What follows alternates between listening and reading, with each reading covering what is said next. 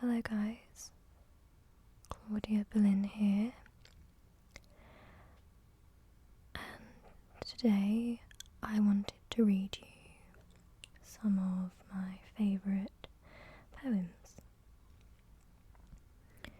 This is my second whispered or soft-spoken ASMR video. I'm still working on the levels, so please be aware that this is a work in progress, and that if you have any ideas for me in terms of how to improve my sound, then they are more than welcome. Okay, so the first poem I wanted to read for you today is one of my favourite poems of all time. It is based around the Arthurian legend, and I love the Arthurian legends. This poem is written by Alfred Lord Tennyson in 1832, and it's called The Lady of Shalott.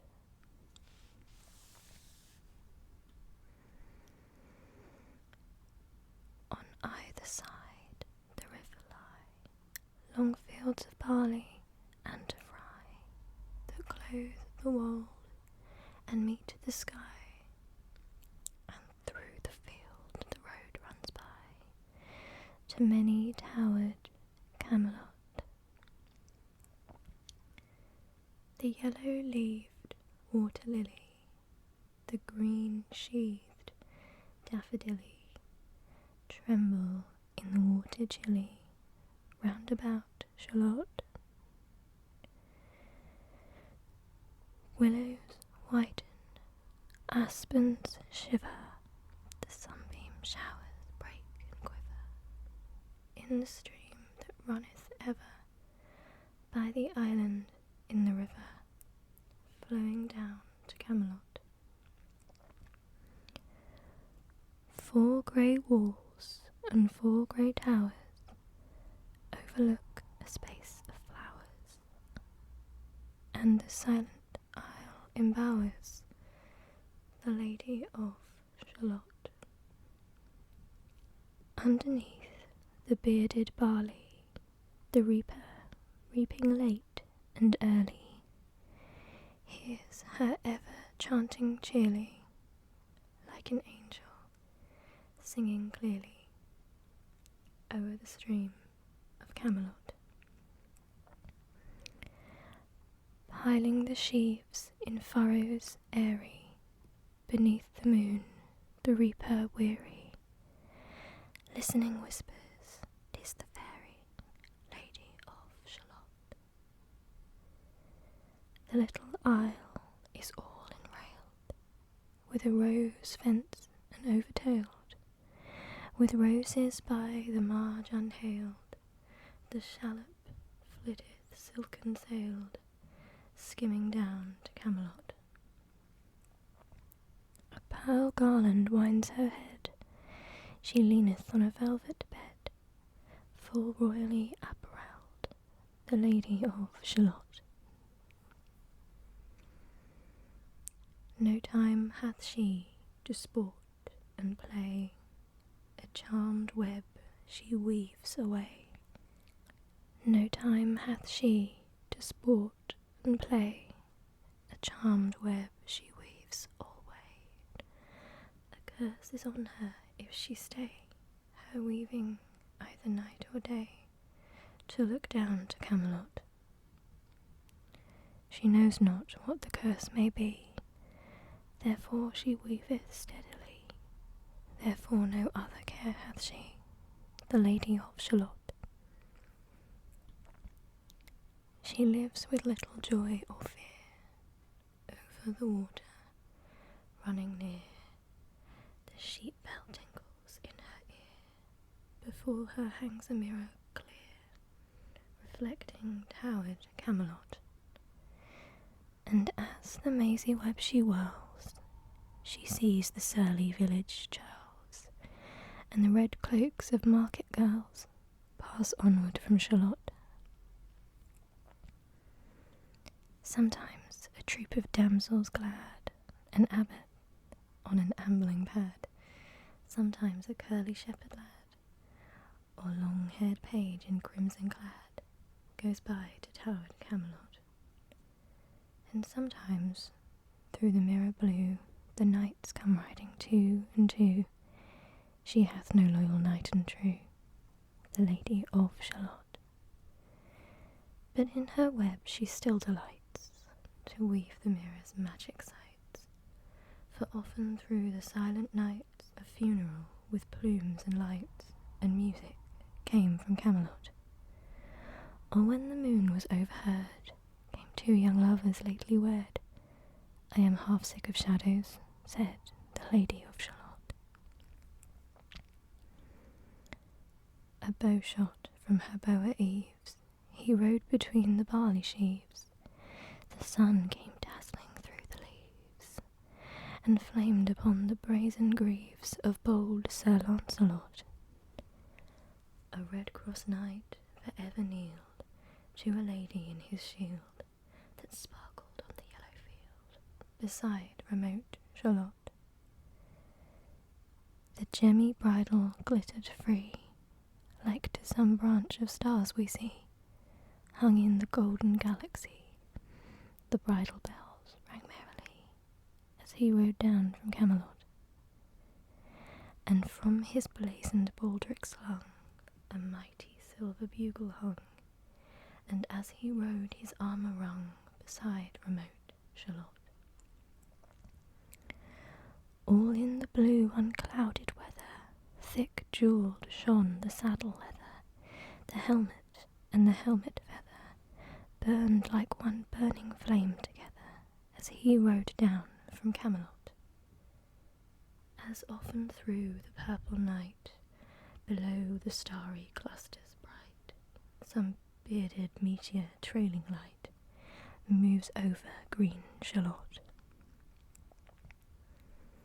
His broad clear brow in sunlight glowed, on burnished hooves his war horse trode, from underneath his helmet flowed his coal-black curls as on he rode down from Camelot. From the bank and from the river he flashed into the crystal mirror. Tira-lira, sang Sir Lancelot. She left the web, she left the loom, she made 3 paces through the room. She saw the water flower bloom, she saw the helmet and the plume. She looked down to Camelot. Out flew the web and floated wide. The mirror cracked from side to side. The curse has come upon me, cried the Lady of Shalott. In the stormy east wind straining, the pale yellow woods were waning, the broad stream in his banks complaining, heavily the low sky raining over the towered Camelot. Outside the isle a shallow boat beneath a willow lay afloat. Below the carven stern she wrote, the Lady of Shalott. A cloud-white crown of pearls she dight, all raimented in snowy white, that loosely flew, her zone in sight, clasped with one blinding diamond bright, her wide eyes fixed on Camelot. Through the squally east wind keenly blew with folded arms serenely. By the water stood the queenly Lady of Shalott, with a steady, stony glance, like some bold seer in a trance, beholding all his own mischance. Mute, with glassy countenance, she looked down to Camelot. It was the closing of the day. She loosed the chain, and down she lay. The broad stream bore her far away, the Lady of Shalott. as when to sailors while they roam by creeks and outfalls far from home, rising and dropping with the foam, from tying swans wild warblings come, blown shoreward so to Camelot. Still as the boat head wound along the willowy hills and fields among, they heard her chanting her death song, the Lady of Shalott, a long-drawn carol, mournful, holy. She chanted loudly, chanted lowly, till her eyes were darkened wholly, and her smooth face sharpened slowly, turned to towered Camelot. For ere she reached upon the tide the first house by the waterside, singing in her song she died, the Lady of Shalott. Under tower and balcony, by garden wall and gallery, a pale, pale corpse she floated by, dead cold between the houses high, dead into towered Camelot. Knight and burgher, lord and dame, to the planked wharfage came, below the stern they read her name, the Lady of Shalott. They crossed themselves, their stars they blessed, knight, minstrel, abbot, squire, and guest. There lay a parchment on her breast that puzzled more than all the rest the well-fed wits in Camelot. The web was woven curiously, the charm is broken utterly. Draw near and fear not, this is I, the Lady of Shalott. I hope you enjoyed that poem. It's one of my all-time favourites.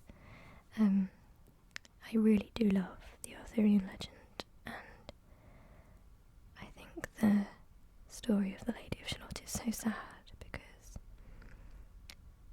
obviously she's been cursed and put in her tower, and she can only see the world through her mirror. Otherwise, she'll die. But she hears Lancelot, she has to see him, and so she dies because she falls in love. So it's kind of sad and depressing, but I like the imagery. I like all the old, well, I say medieval, this poem's actually Victorian, but that's when there was a resurgence in interest in the medieval period in the Arthurian legend. But I like that mix of sort of Victorian romanticism and the medieval concepts.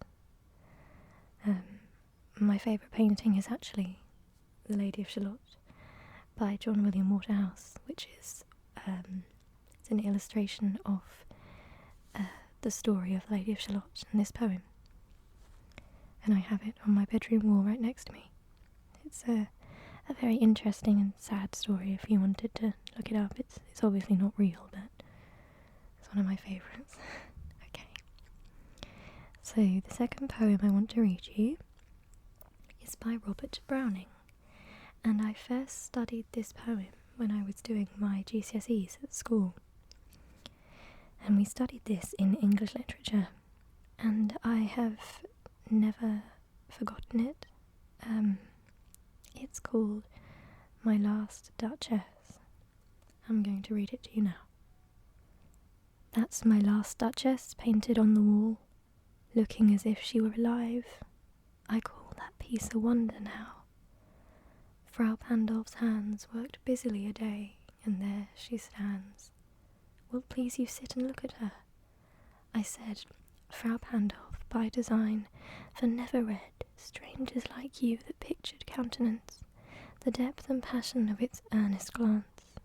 But to myself they turned, since none puts by the curtain I have drawn for you but I, and seemed as they would ask me, if they durst, how such a glance came there, so not the first are you to turn and ask thus. Sir, it was not her husband's presence only called that spot of joy into the Duchess's cheek. Perhaps Frau Pandolf chanced to say, her mantle laps over my lady's wrist too much, touch, or paint must never hope to reproduce the faint half-flush that dies along her throat. Such stuff was courtesy, she thought, and cause enough for calling up that spot of joy. She had a heart, how shall I say, too soon made glad, too easily impressed. She liked whatever she looked on, and her looks went everywhere. Sir, it was all one. My favour at her breast, the dropping of the daylight in the west, the bough of cherries some officious fool broke in the orchard for her, the white mule she rode with round the terrace, all and each would draw from her alike the approving speech, or blush at least. She thanked men, good, but thanked, somehow, I know not how, as if she ranked my gift of a 900-years-old name with anybody's gift. Who'd stoop to blame this sort of trifling? Even had you skill in speech, which I have not, to make your will quite clear to such a one, and say, just this or that in you disgusts me, here you miss or there exceed the mark. And if she let herself be lessoned so, nor plainly set her wits to yours forsooth, and made excuse, even then would be some stooping, and I choose never to stoop. Oh, sir, she smiled, no doubt, whenever I passed her, but who passed without much the same smile? This grew. I gave commands. Then all smiles stopped together. And there she stands, as if alive. Won't please you rise? We'll meet the company below, then, I repeat, the Count, your master's known munificence, is ample warrant that no just pretence of mine for dowry will be disallowed, though his fair daughter's self, as I avowed, at starting is my object. Nay, we'll go together down, sir. Notice Neptune, though, taming a sea-horse, thought a rarity, which Klaus of Innsbruck cast in bronze for me.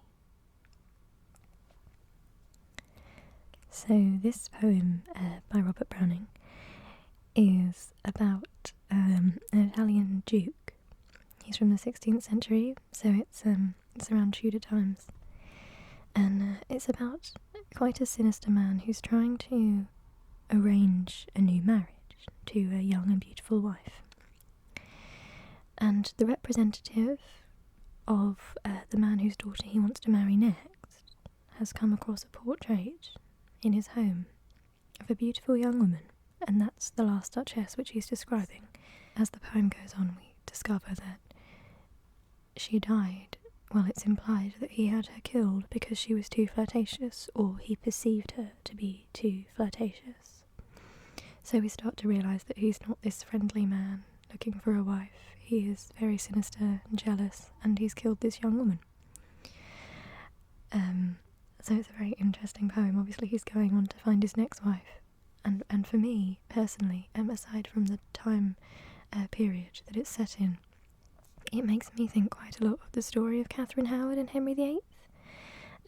Catherine Howard was Henry VIII's fifth wife, and she was beheaded for treason because she was supposedly having an affair with a man called Thomas Culpeper.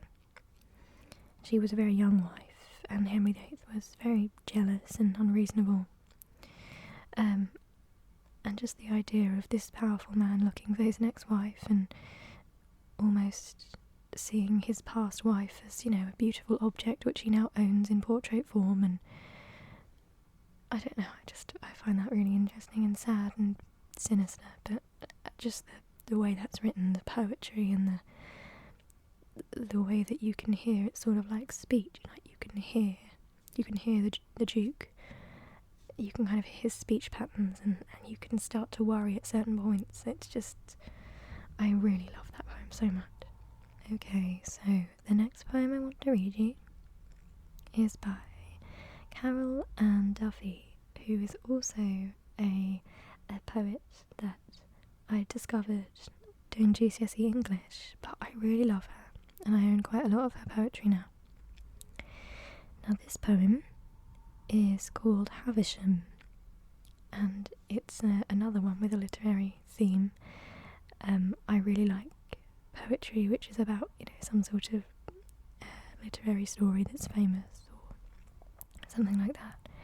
So Miss Havisham is from their Dickens book Great Expectations, and you might know about her, and you might know her as being an old woman who dresses in her wedding dress every day, and everything in her house is the way it was when she was jilted at the altar by the man she loved. She's never quite got over it. So I'm going to read you this poem now. I should warn you that this poem is sort of not what you'd expect. It's got a bit of swearing in it, and it's quite violent in a way, but it's not too violent, so hopefully it should still be okay for ASMR. Okay. Beloved sweetheart, bastard. Not a day since then I haven't wished him dead, prayed for it. So hard I've dark green pebbles for eyes, ropes on the back of my hands I could strangle with. Spinster. I stink and remember whole days in bed calling no at the wall, the dress yellowing, trembling if I open the wardrobe, the slewed mirror full length, her, myself. Who did this to me? Puce curses that are sounds, not words. Some nights are better. The lost body over me, my fluent tongue in its mouth, in its ear, then down till I suddenly bite awake.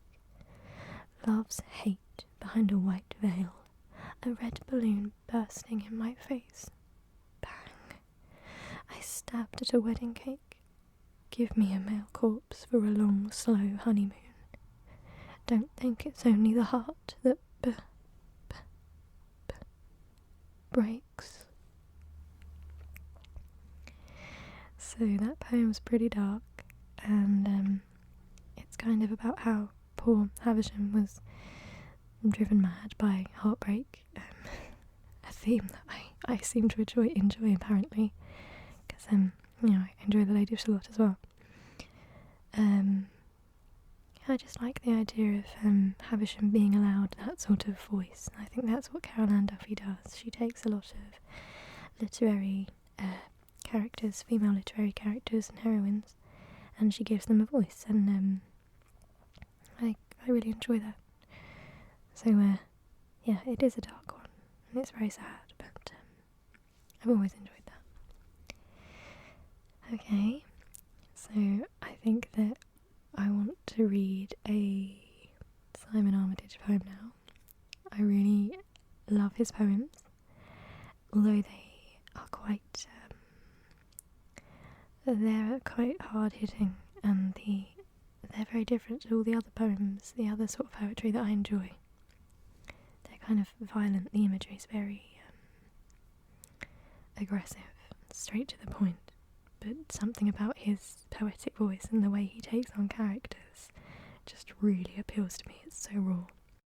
It's been quite difficult for me to pick one of his poems to read to you, because a lot of them cover subjects which are, really not good for an ASMR video. So the one I've chosen is one that I did study at school. It's not my favourite of his, but it's one of them. And it's called Kid. And it's about Batman and Robin, or a relationship which has a similar dynamic to Batman and Robin. Okay. Batman, big shot, when you gave the order to grow up, then let me loose to wander leeward, freely through the wild blue yonder, as you like to say, or ditched me, rather, in the gutter. Well, I turned the corner. Now I've scotched that he was like a father to me rumour, sacked it, blown the cover on that he was like an elder brother story, Let the cat out on the caper with the married woman. How you took her downtown on expenses in the motor. Holy robin redbreast nest egg shocker. Holy roll me over in the clover. I'm not playing ball boy any longer. Batman. Now I've doffed that off-the-shoulder Sherwood Forest green and scarlet number for a pair of jeans and a crew neck jumper. Now I'm taller, harder, stronger, older. Batman, it makes a marvellous picture. You without a shadow, stewing over chicken giblets in the pressure cooker, next to nothing in the walk-in larder, punching the palm of your hand all winter, you baby. Now I'm the real boy wonder. Okay, so that one is pretty intense and bitter. I love the idea of,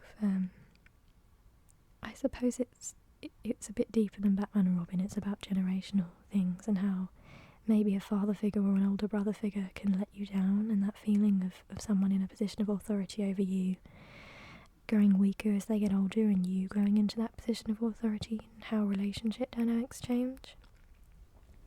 That's what I get from it anyway.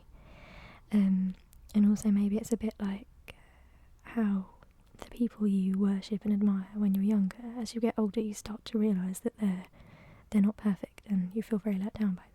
And I think that's kind of what that poem's going for. Yeah, it's not a very relaxing poem, but I really enjoy it. It's a difficult one to read in an ASMR style because ideally, you want to be a bit more dramatic with it and a bit more hard with it. But anyway, I think I'm going to read one more poem before we go today. So this last poem I'm going to read for you today is quite a popular poem. There were two poems that I almost read you today, but I felt that they were too dark, so I decided not to read them, but I'm going to put links to them in the description box because I really love those two poems I didn't read to you. And those two poems are We Remember Your Childhood Well and Not Waving But Drowning, but they're pretty well known poems, but they're not really right for this. So I have chosen you a sort of dark but kind of cheeky, relatable poem to end with, and it's This Be the Verse by Phillip Larkin. And I think that most people relate to this poem a lot. I certainly do. Oh, and you might want to prepare yourself for a little bit of swearing. They fuck you up, your mum and dad. They may not mean to, but they do. They fill you with the faults they had, and add some extra just for you.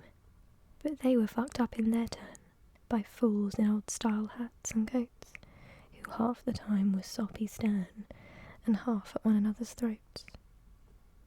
Man hands on misery to man, it deepens like a coastal shelf. Get out as early as you can, and don't have any kids yourself. Now I do not condone the message of that poem, but I think a lot of us have felt like that before. I think it's like one of those moody poems where,